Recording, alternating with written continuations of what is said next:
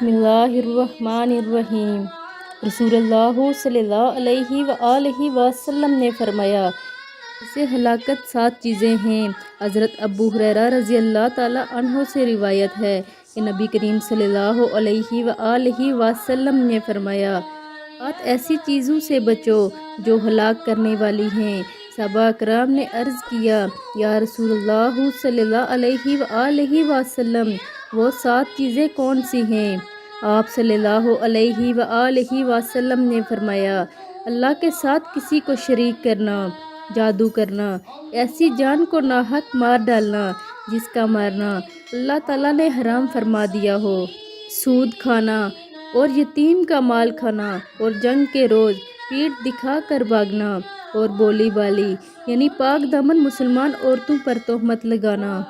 ये 7 चीज़ें बाइसे हिलाकत हैं, इनसे बचने की तलकीन की गई है। हदीस का हवाला भी साथ में मौजूद है।